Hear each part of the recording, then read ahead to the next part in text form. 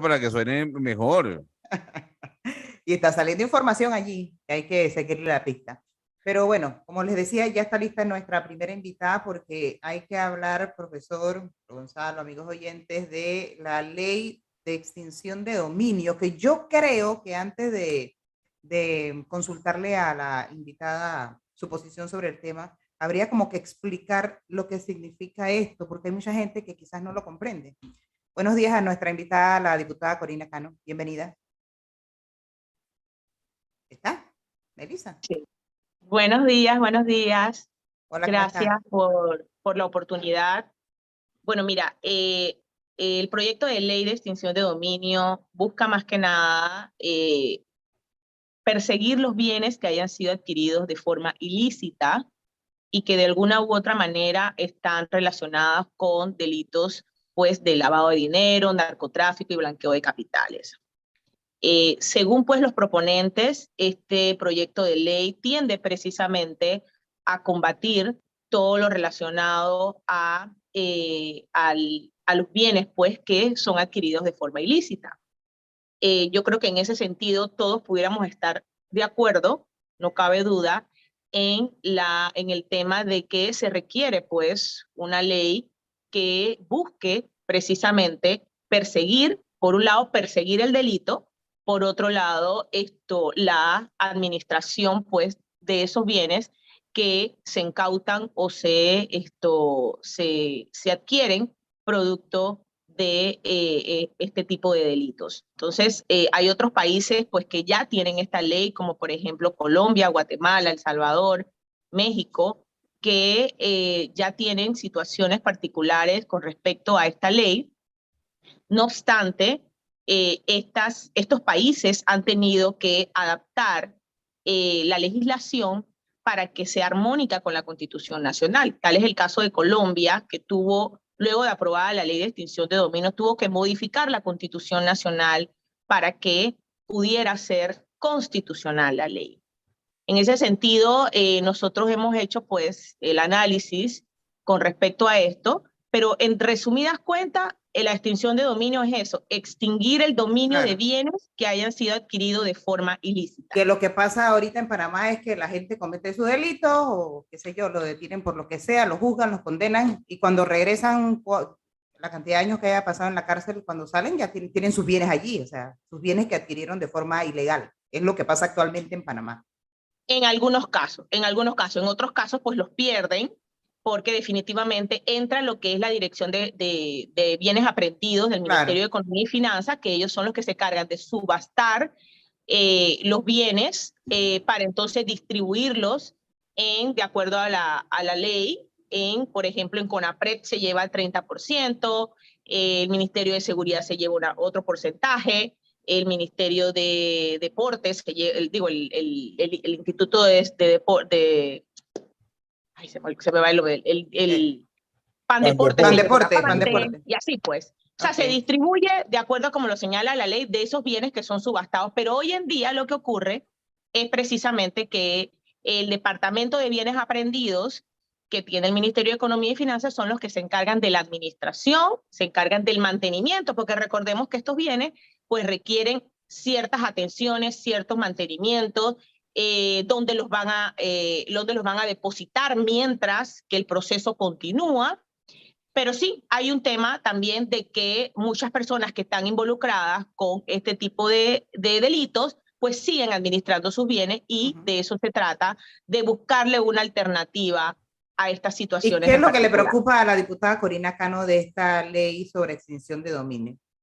Mira, en este momento te voy a hablar como abogada de cómo es el texto que nos llegó a la Asamblea Nacional. El texto que nos llega a la Asamblea Nacional habla de temas, por ejemplo, que las personas pueden ser investigadas sin previa notificación. Eso es un tema de principio del debido proceso que establece nuestra Constitución Nacional.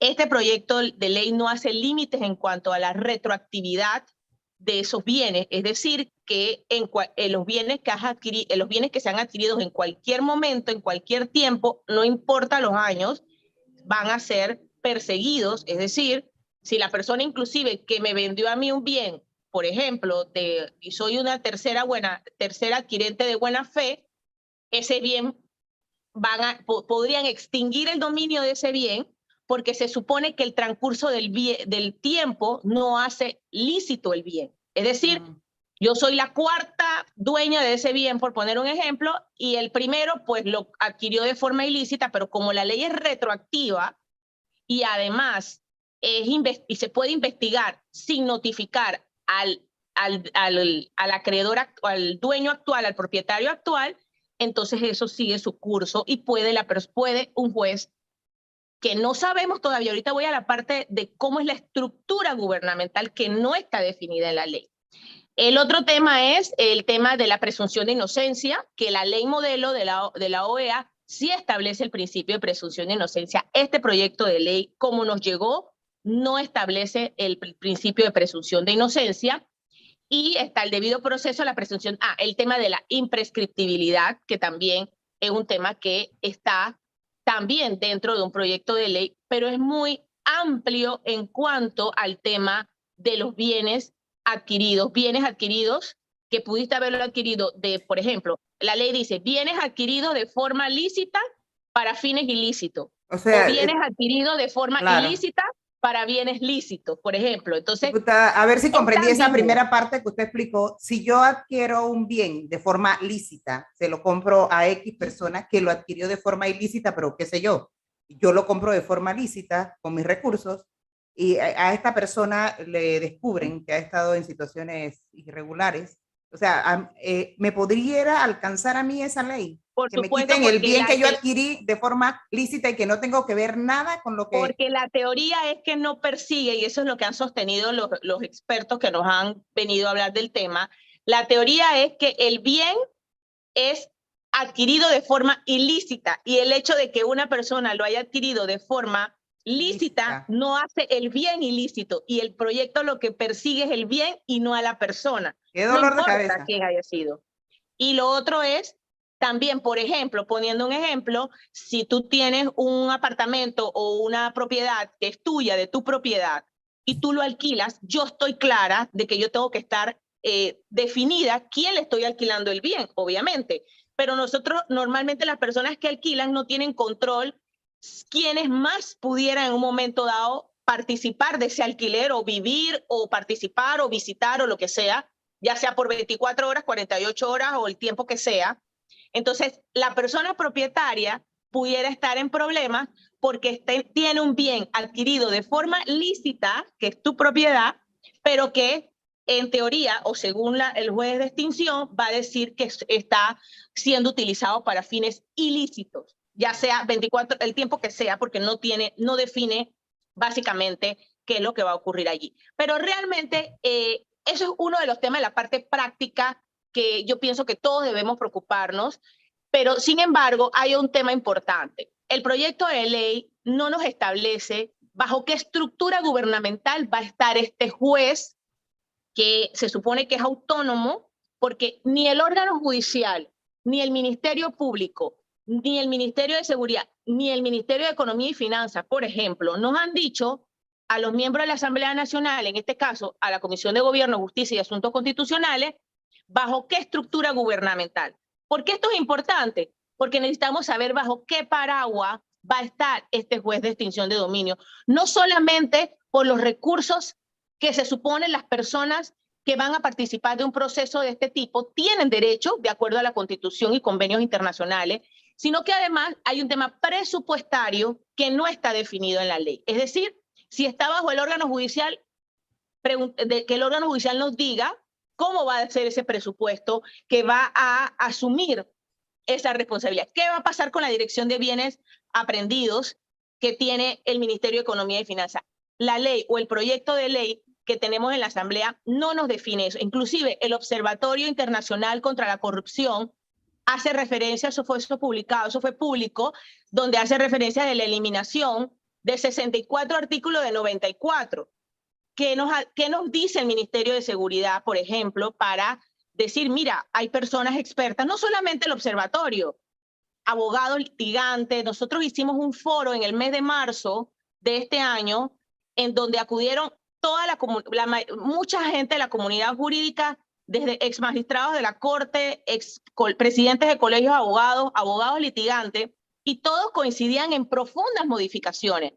Pero nosotros realmente no, como el proponente es el que realmente dirige el tema de las modificaciones, eliminaciones o en este caso adiciones a un proyecto de ley, entonces es importante coordinar lo necesario, porque eso, creo que leí una publicación que el ministro de Seguridad señaló que estaban alineados el Ministerio Público, la Corte y el Ministerio de Seguridad, Sí. pero esa alineación es la que nosotros no tenemos, porque esa alineación, cuando nosotros tenemos las opiniones, porque nosotros le mandamos conceptos a las diferentes entidades para que nos digan qué opinan de los proyectos de ley, esa alineación nosotros no la tenemos. Prueba de ello es que no sabemos bajo qué presupuesto va a estar un juez de extinción de dominio, quién va a ser si va a tener un superior, porque en otros países tiene autonomía, es verdad, pero bajo quién va a estar. O sea, ¿a dónde va el afectado o el afectado por una situación particular de una decisión tomada por un juez de extinción de dominio? Ahora, diputada, con esta explicación que le agradecemos, la pregunta de rigor es, ¿qué es lo que tiene en la óptica de la diputada Corina Cano? ¿Qué es lo que tiene trancado el documento en la Asamblea? ¿El presupuesto del juez? Lo que pasa más que nada es que la Asamblea Nacional de por sí no puede tomar una decisión con respecto al presupuesto del órgano ejecutivo. Entonces, eso es un tema importante, pareciera no ser tan importante cuando hay un objetivo de que sea ley de la República, pero sí es importante que definamos esto, porque nosotros como Asamblea Nacional no podemos decir si es el órgano judicial o si es el Ministerio Público o si es el órgano ejecutivo. ¿Quién define eso? Entonces, ese es un tema que sí hay que definirlo prontamente. Nosotros a finales de este mes se está organizando una consulta pública, lo está convocando el presidente de la Comisión de Gobierno, Justicia y Asuntos Constitucionales, del honorable diputado Leandro Ávila, y realmente lo que queremos es que las personas vayan y opinen, pero ya nos pasó en el mes de marzo con el foro que hicimos sobre extinción de dominio. Tuvimos la presencia del Ministerio de Seguridad, la presencia de procuradores de otros países y abogados de aquí de nuestro país, y hay posiciones a favor y en contra, porque realmente lo que se trata de definir es cómo va a funcionar. Crear una ley sin tener claro cómo funciona o todos los aspectos de operatividad de una ley, principalmente cuando se trata de un juez que va a perseguir bienes de nacionales y de extranjeros, pues definitivamente tenemos que estar claros cómo va a ser la ejecución de una ley, en qué sentido, bajo qué paraguas y quién lo va a asumir. Diputada, hay unas cosas que a veces a mí me cuesta entenderlas. Por ejemplo, a mí me llamó mucho la atención que en el discurso de toma de posesión del presidente Petro en Colombia, en su discurso estuvo incorporado el tema de la extensión de dominio. Y me llamó la atención porque como acá ustedes en la Asamblea están discutiendo el tema, digo, mira qué cosa más curiosa. Y ellos no es que lo están incorporando como algo novedoso. Lo que él dijo en su discurso es cómo iba a ser la distribución o la redistribución de los bienes alcanzados por la extensión de dominio. Y yo me quedé pensando, digo, caramba, pero ¿por qué en Panamá siempre queremos inventar el agua caliente? Si ya en otros países nos llevan más tiempo de experiencia legislando sobre la materia, ¿por qué le damos tanta vuelta? Ok, por dos razones. Uno, porque hay que ver lo histórico de la ley de extinción de dominio de Colombia. Cuando se aprobó la ley de extinción de dominio, era contraria a su propia constitución. ¿Y qué hicieron en Colombia? Modificaron la constitución para que pudiera coincidir con la ley de extinción de dominio y adecuaron la constitución para poder que la ley de extinción de dominio fuera constitucional. A diferencia de nosotros tenemos determinadas garantías fundamentales que establece nuestra constitución, como el debido proceso, el derecho de propiedad, la presunción de inocencia y una serie de principios que en ese caso la ley que se nos llevó a la Asamblea Nacional tendría que coincidir con lo que establece la Constitución, porque la Asamblea Nacional no puede aprobar leyes que sean contrarias a la Constitución nacional. Pero diputada, salvo que usted me corrija, todos esos derechos que usted acaba de mencionar, incluso el reconocimiento de la existencia de la propiedad privada y todo lo demás, es en función de ciudadanos que están conforme a la ley. La Claro, ley de por extensión de supuesto. dominio aplica para los que están fuera de la ley, entonces para los que violan alguna ley. Exacto. No, estamos totalmente de acuerdo y el perseguir, por supuesto, a aquellas personas, bueno, ellos dicen, cuando nos explican esto, dicen que lo que se persiguen son los bienes adquiridos de forma ilícita y no a las personas. En eso estamos claros. Sin embargo, obviamente, si hay personas que adquieren los bienes de forma lícita, pero en algún momento ese bien fue adquirido de forma ilícita, esa persona, ese tercero adquirente de buena fe, puede tener una situación particular, porque si nos vamos a la teoría de lo que se persigue es el bien y no la persona, el bien, el transcurso del tiempo no va a ser lícito un bien. El bien sigue siendo ilícito aunque hubiese un tercero de buena fe. Entonces, esos son los temas que hay que aclarar. Si lee la ley de extinción, el proyecto de ley de extinción de dominio te habla precisamente de eso, que es las ambigüedades que no pueden quedar en una ley porque va a quedar al arbitrio de un juez, en ese caso, que no sabemos bajo quién va a estar o quién va a ser quien garantice una doble instancia, por ejemplo, porque tampoco está definido en la ley. Entonces, esos son los temas. Y el otro tema es la administración de los bienes. Tenemos quién va a tener los recursos económicos para administrar esos bienes. Todos sabemos que en Panamá existen patios de autos de todo tipo, en chatarra, que nadie utiliza, que no se utiliza, que no se subastan, están en bienes del Estado, pero que no se define rápidamente qué va a pasar. Y países como Colombia, como Guatemala, tienen esa situación también. Se secuestran una finca que tiene ganado, que tiene que tiene aves, que tiene gallinas y tiene todo, pero ¿quién le da el mantenimiento a esos bienes? ¿Quién hace uso o propone a producir esos bienes?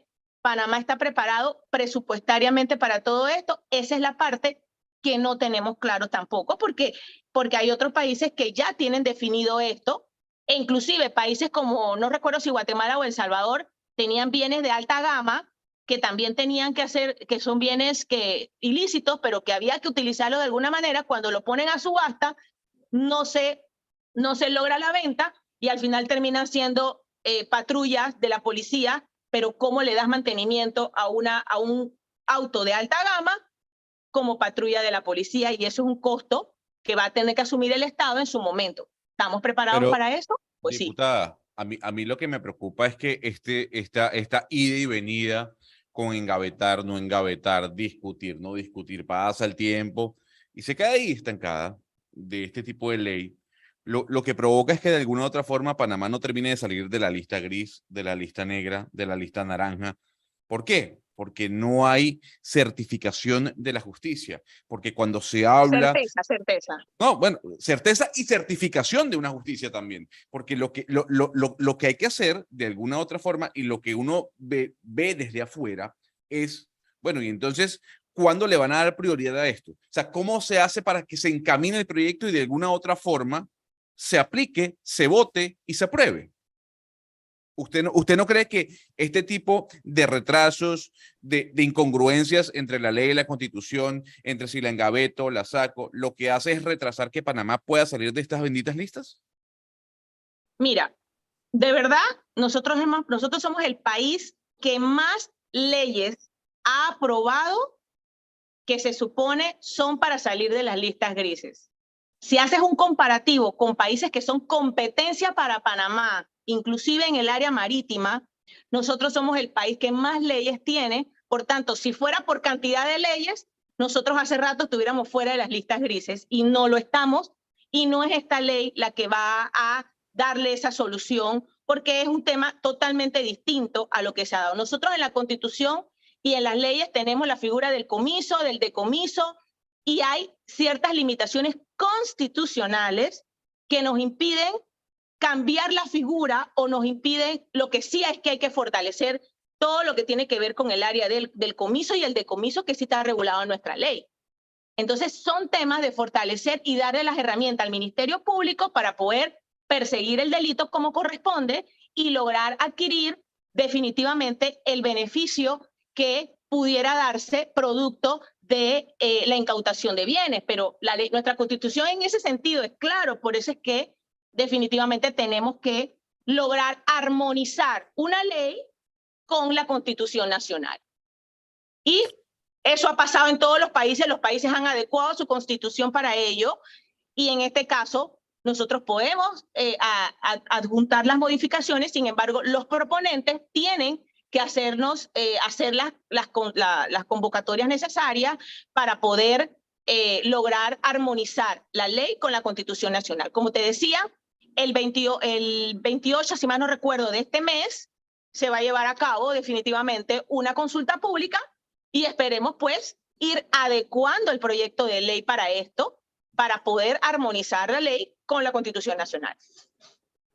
Bueno, lo importante es que ojalá procuren avanzar lo más pronto posible en un tema que algunos pudieran estar escuchando y dirían, bueno, pero eso en qué nos ayuda, en qué no nos ayuda. No, es que lamentablemente todas las semanas aquí escuchamos que la policía ¿cómo se llama? El de la frontera o el otro, que incautan droga. Bueno, la droga la incineran, ahora resulta que hay que mandarla a Estados Unidos, pero también incautan mucha plata. Cuando uno ve al final del año, si uno suma la cantidad de plata que diaria o semanalmente o mensualmente las instancias de seguridad le quitan al narcotráfico al año, es una cantidad nada despreciable.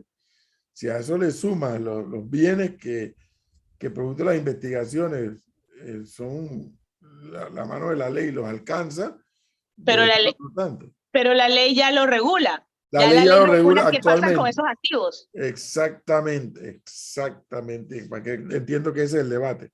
Sí, la ley ya lo regula, porque ese es el tema, fortalecer las instituciones que ya tenemos, porque todos queremos certeza del castigo y, como bien mencionaba, la certificación y ese tipo de situaciones, pero también el tema que todos también queremos saber a dónde va el producto de esas incautaciones, los activos y los bienes que se logran incautar. Bueno, queremos que eso también todos tenemos que tener derecho a que nos rindan cuentas de qué pasa con ello. Y precisamente ya hay una ley que también regula eso. ¿Qué pasa con esos bienes productos del narcotráfico y del lavado de dinero?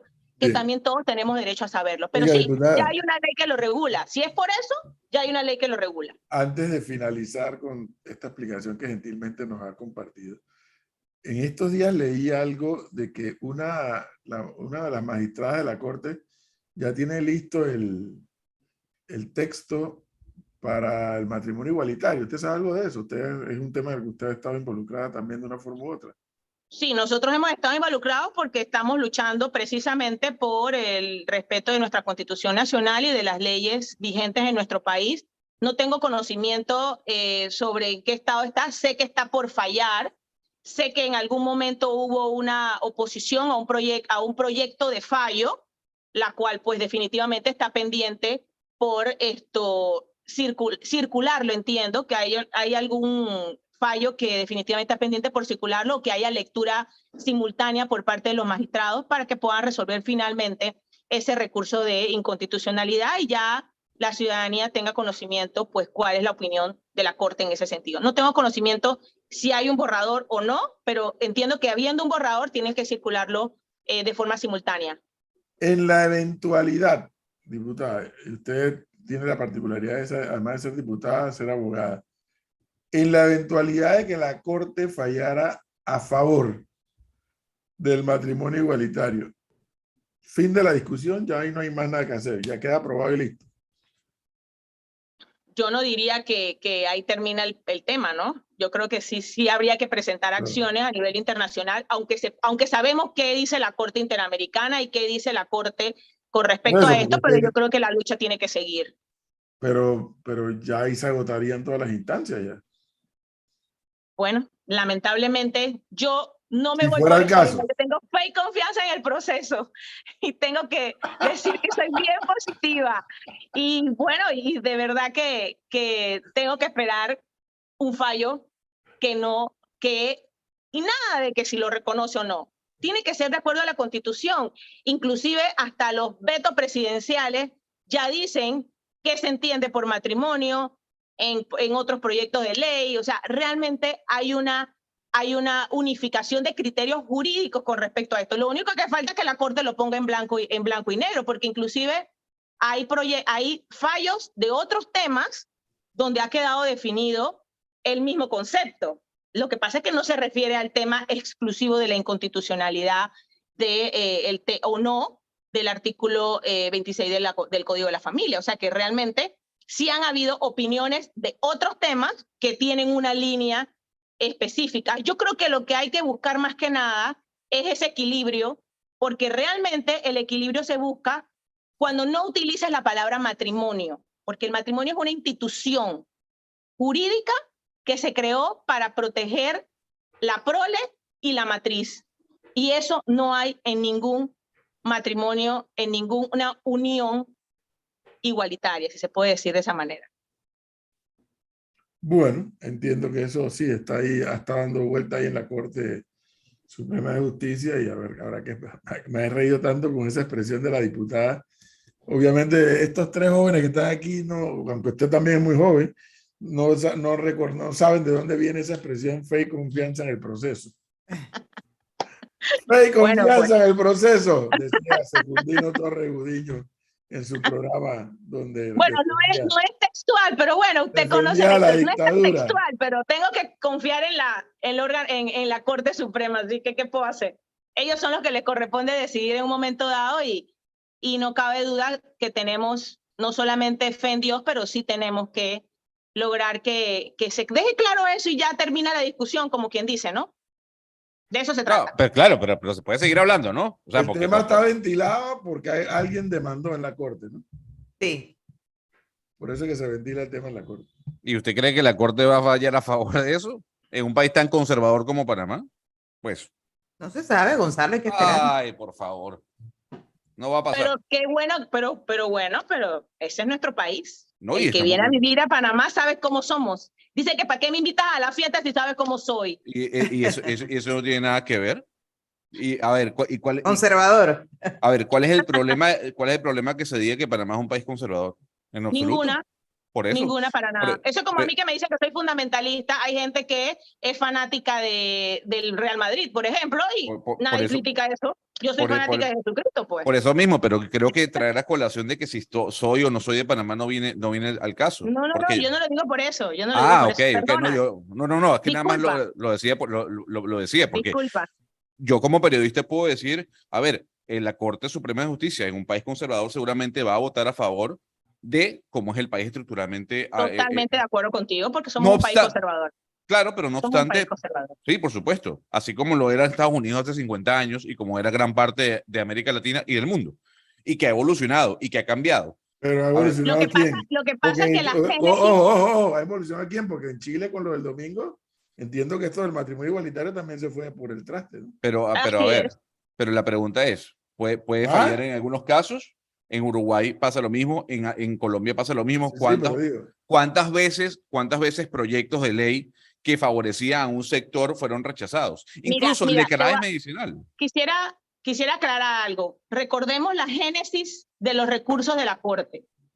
Son dos personas que se fueron a una embajada bajo otra jurisdicción donde sí se reconocía el matrimonio entre personas del mismo sexo, y luego que salieron de ese matrimonio quisieron reconocerlo. Es decir, fueron a otro país a hacer el acto jurídico para entonces venir a Panamá que se les reconozca.